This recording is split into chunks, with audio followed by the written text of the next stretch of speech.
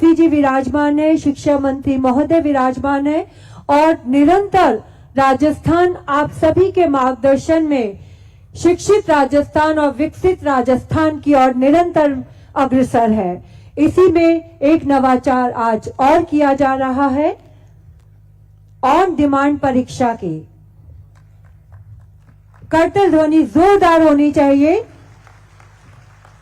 आज दिनांक 5 सितंबर 2025 को Rajasthan state open school Jaipur की ऑन डिमांड परीक्षा का शुभारंभ किया जा रहा है। इस योजना के अंतर्गत कक्षा 10वीं एवं 12वीं में देश भर के 78 शिक्षा बोर्डों से अनुत्तीर्ण रहे अभ्यर्थियों को पुनः परीक्षा में सम्मिलित होने का अवसर प्रदान किया जाएगा। ये पहल उन विद्यार्थियों के लिए एक महत्वपूर्ण सुविधा सिद्ध होगी जिनका शैक्षणिक वर्ष असफलता के कारण प्रभावित हुआ है।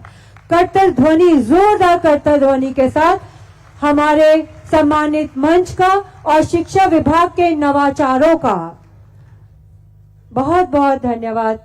सम्मानित मंच का इस ऑन डिमांड परीक्षा प्रणाली के माध्यम से विद्यार्थी अपनी सुविधा के अनुसार परीक्षा में सम्मिलित हो सकेंगे, जिससे उनका शैक्षणिक वर्ष बच सकेगा तथा वे आगे की पढ़ाई और रोजगार के अवसरों का लाभ ले सकेंगे। और अब Rajasthan state open school Jaipur का एक और नवाचार, ऑन डिमांड परीक्षा, जिसमें विद्यार्थी अपनी तैयारी के अनुसार दे सकेंगे परीक्षा। इसमें देश भर के 78 बोर्ड से अनुत्तीर्ण अभ्यर्थी कर सकेंगे आवेदन। प्रथम चरण में प्रदेश में बनाए गए हैं 3 परीक्षा केंद्र, जयपुर, उदयपुर व बीकानेर। प्रतिदिन प्रति केंद्र अधिकतम 100 अभ्यर्थी दे सकेंगे परीक्षा।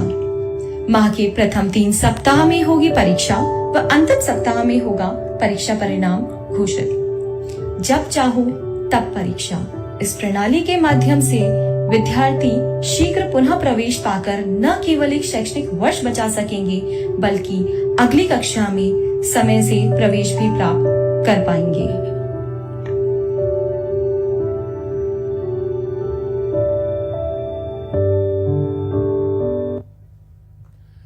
करतल ध्वनि के साथ स्वागत करें इस नवाचार का।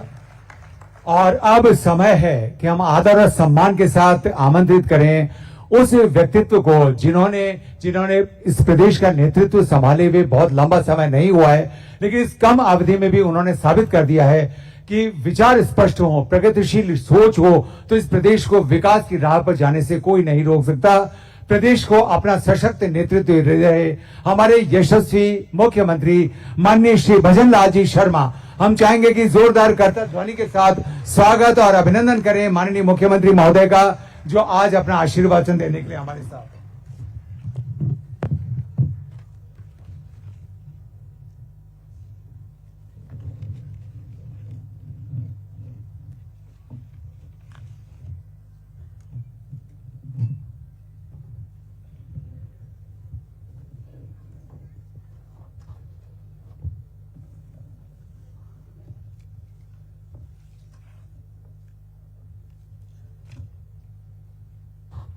बोलिए भारत माता की।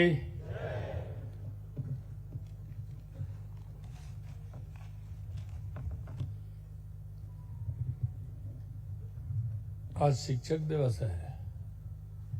भारत माता की जय थोड़ा पूरे राजस्थान की आवाज ये बनेगी आपकी।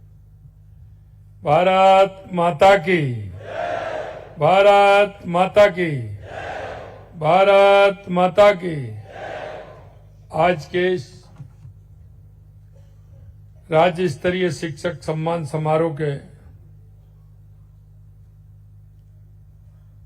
शुभ अवसर पर सबसे पहले तो मैं मां सरस्वती को नमन करता हूं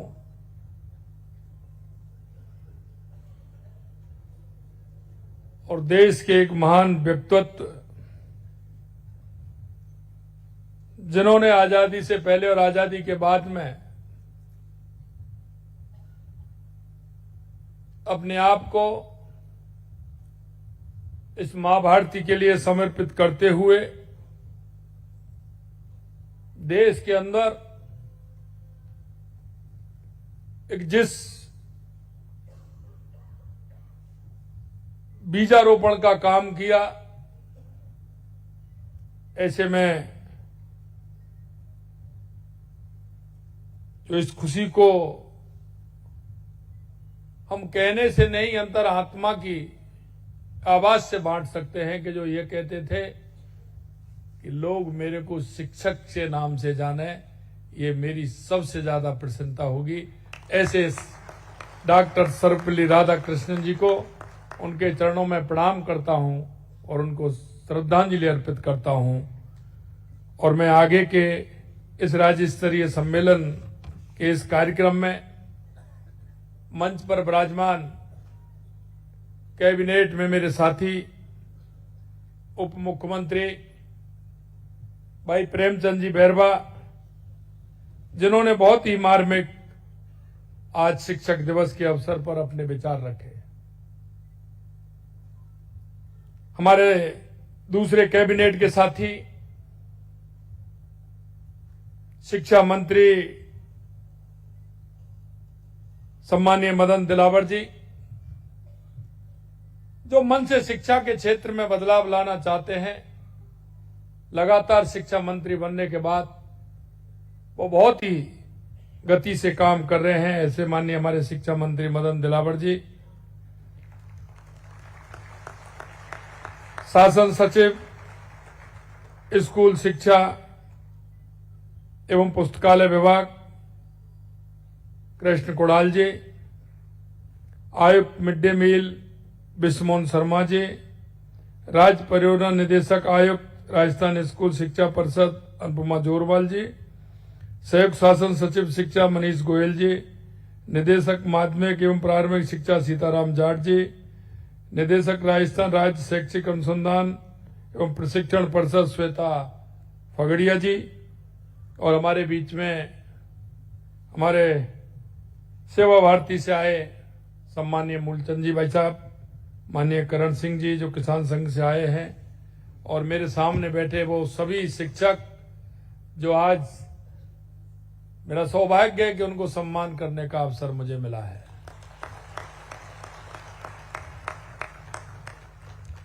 मैं आप सभी गुरुजन महानुभावों का,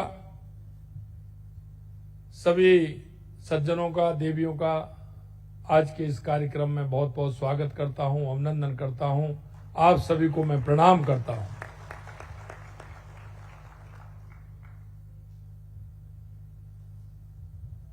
आज शिक्षक दिवस के इस पावन अवसर पर राज्य स्तरीय शिक्षक सम्मान समारोह आप सभी के बीच में मैं उपस्थित होकर अपने आप को गौरवान्वित महसूस कर रहा हूं। यह दिन केवल एक उत्सव नहीं बल्कि उन शिक्षकों के प्रति कृतज्ञता का दिन है जो समाज का भविष्य गढ़ते हैं। मेरे प्यारे भाई बहनों, में शिक्षा का वास्तविक उद्देश्य केवल जानकारियां जुटाना नहीं बल्कि व्यक्ति का संपूर्ण विकास करना है। शिक्षा मनुष्य और समाज का निर्माण करने वाली शक्ति है, और आज मैं कह सकता हूं उस शक्ति के भाग आप सभी मेरे सामने बैठे हो। हमारे शास्त्रों में एवं संस्कारों में कहा जाता है, गुरु ब्रह्मा गुरु विष्णु गुरु देवो महेश्वरा गुरु साक्षात परम ब्रह्म तस्मै श्री गुरुवे नमः। ये कोई वाक्य नहीं है, श्लोक नहीं है संस्कृत का, ये हमारी आत्मा है। ये हमारे देश को, समाज को दिशा देने का आधार है। आप अगर मन में विचार करोगे तो गुरु भी गुरुओं ने ही बनाया है।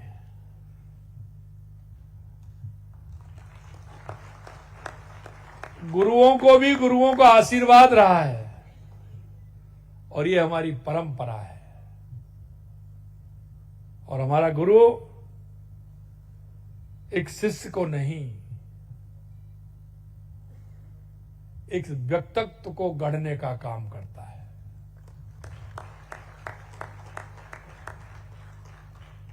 गुरु की स्थिति उस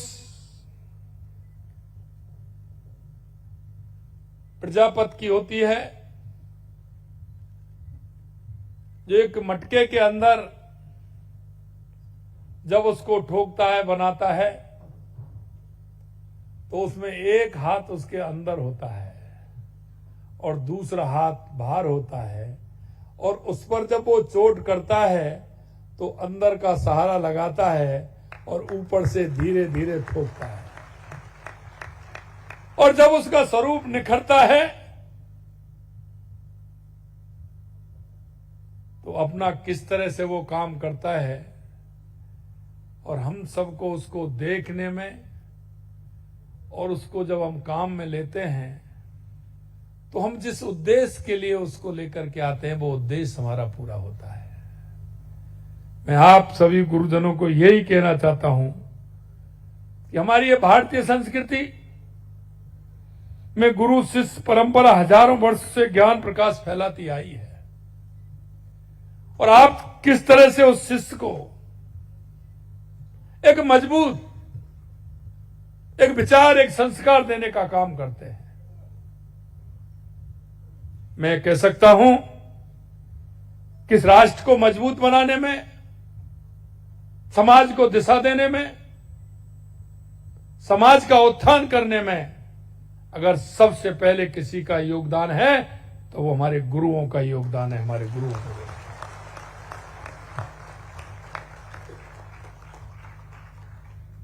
प्राचीन काल से हमारे ऋषि मुनियों में तक्षशिला, नालंदा, विक्रमशिला जैसे विश्वविद्यालयों के माध्यम से समूचे विश्व को ज्ञान की गंगा प्रदान की है।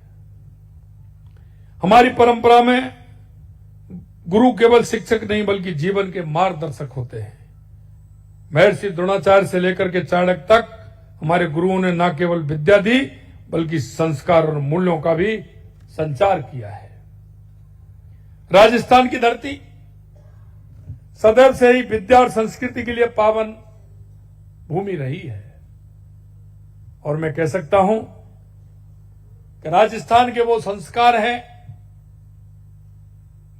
वो अपने आप में अलग है। इसीलिए तो हम हमारे सभी वो महापुरुष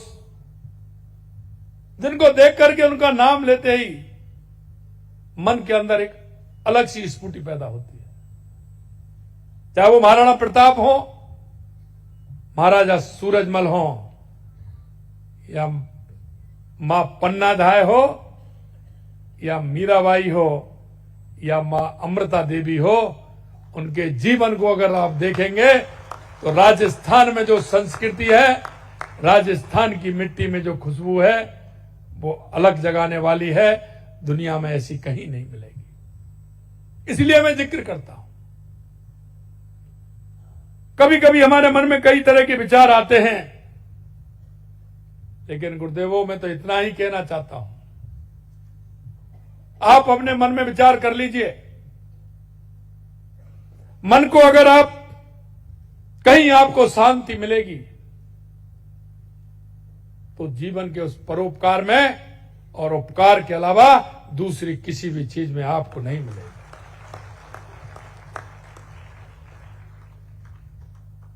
आपने देखा यहां के महाराजा सवाई सिंह जय सिंह द्वितीय ने जयपुर में जंतर मंतर बनवाकर खगोल विज्ञान को नई ऊंचाइयां देने का काम किया था।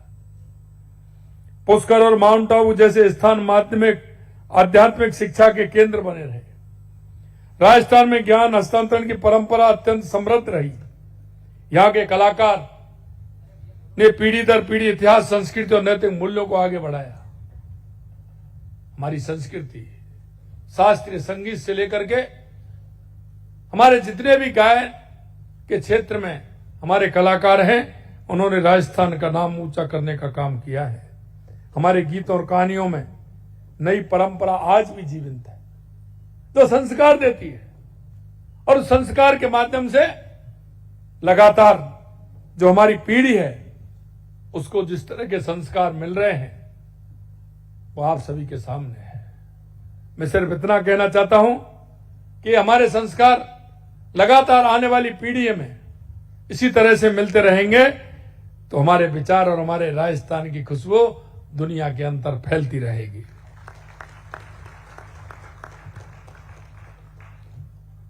क्योंकि आप देखते हैं, प्रेमचंद जी कह रहे थे, पहली गुरु मां होती है, पिता परिवार होता है, लेकिन परिवार के बाद कौन होता है?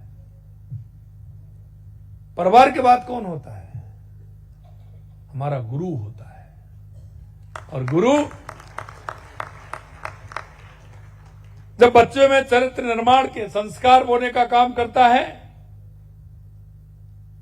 तो वो जीवन भर काम आते हैं। मैं एक बात और कहना चाहता हूं, क्योंकि मैं देखता हूं गुरुओं के मन में एक भाव पैदा होता है। प्राइमरी सेक्शन, मिडिल सेक्शन, माध्यमिक सेक्शन, उसके बाद कॉलेज शिक्षा। मैं इतना कहना चाहता हूं, सबसे बड़ा योगदान हमारे प्राइमरी और मिडिल के जो हमारे गुरुजन हैं, माध्यमिक शिक्षा तक जो हमारे गुरुजन हैं, चरित्र निर्माण में सबसे बड़ा योगदान है तो हमारे उन गुरुओं का। क्योंकि जो कच्चा घड़ा होता है उसमें जिस तरह का हम बनाना चाहते हैं वो उस तरह का बनता है। मैं आपसे इतना ही अनुरोध करना चाहता हूं, इस राष्ट्र की प्रगति, देश की प्रगति, प्रदेश की प्रगति, जिले की प्रगति, मेरे गांव की प्रगति अगर वो किसी के हाथ में है तो हमारे गुरुओं के हाथ में है। उसको ठीक प्रकार से सजोने का काम करेंगे। मैं देखता हूं हमारी माता बहनों का योगदान भी बहुत अनुकूल है, बहुत बड़ा योगदान है। और मैंने इसीलिए मैं कहता हूं, मैंने कहा था कि अगर हमारी माता बहनें छोटे बच्चे को किस तरह से दुलारती हैं, किस तरह से उसको प्यार देती हैं। जब प्राइमरी सेक्शन में, मिडिल सेक्शन में छोटा बच्चा पढ़ता है तो माताएं बहनें, गुरु और माता दोनों का काम करती हैं। मन प्रसन्न हो जाता है कि हमारी माताओं के अंदर जो संस्कार हैं, और जब हमारी माता कहती हैं तो हमारे छोटे बच्चे के अंदर वो संस्कार जीवन भर काम करते हैं। शिक्षक केवल पुस्तक ज्ञान नहीं देता, बल्कि समाज के लिए उपयुक्त संस्कार और मूल्य भी प्रदान करता है।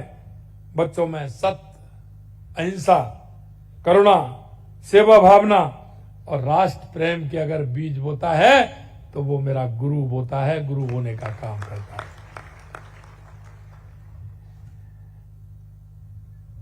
आप केवल गणित के फार्मूले या इतिहास की तारीखें नहीं सिखाते हैं, आप जीवन का सबसे बड़ा पाठ पढ़ाते हैं। जब आप एक छोटे बच्चे को, छोटी सी बात कहना चाहता हूं, छोटे से बच्चे को धन्यवाद कहना सिखाते हो तो आप उसमें विनम्रता के बीज बोते हो।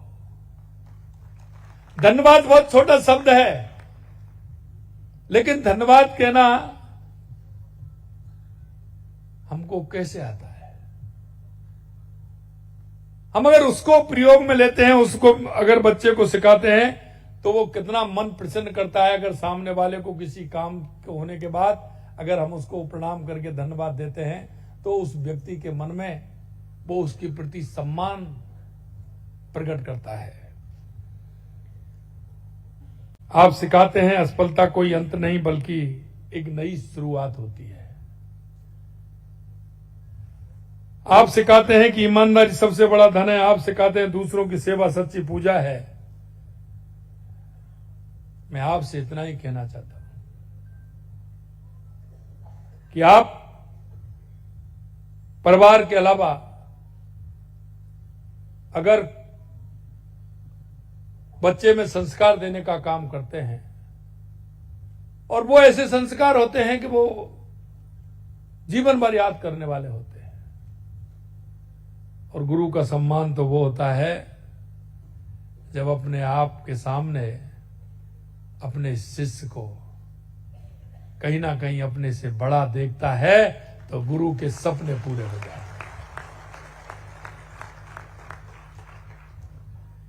मैं आपको इतना ही कहना चाहता हूं कि राष्ट्र के निर्माण में हम हमारी सहभागिता, क्योंकि जिस गुरु ने हमको और आपको भी पढ़ाया है, उनके भी सपने यही थे। और हमको ये भी नहीं भूलना चाहिए कि हम भी किसी ना किसी गुरु की कृपा से अपने स्थान पर आए हैं। मित्रों, आज गर्व से कह सकता हूं कि हमारी सरकार ने शिक्षा के क्षेत्र में महत्वपूर्ण बदलाव किए हैं और हम करने वाले हैं, क्योंकि हम उस काम को करते हैं जिससे प्रदेश की प्रगति हो, राष्ट्र की प्रगति हो, हमारा प्रदेश मजबूत हो और हमारा राष्ट्र मजबूत हो, हमारा जिला मजबूत हो, हमारी तहसील मजबूत हो, हमारा गांव मजबूत हो। शिक्षा विभाग में 20,000 से अधिक नियुक्ति दी गई है और 18,000 से अधिक शिक्षकों के पदों के लिए विज्ञापन जारी किए जा चुके हैं। 33,217 कार्मिकों को पदोन्नत किया गया है। ये इस बात का प्रमाण है कि हम शिक्षा की गुणवत्ता के लिए प्रतिबद्ध हैं। हमने शिक्षा को डिजिटल बनाने में महत्वपूर्ण कदम उठाए हैं। राज्य के 4,000 से अधिक विद्यालयों में 8,000 से अधिक स्मार्ट क्लासरूम स्थापित किए हैं। 88,800 मेधावी विद्यार्थियों को इंटरनेट कनेक्शन समेत निःशुल्क टैबलेट वितरित करने का काम किया है। ई पाठशाला व्हाट्सएप चैनल के माध्यम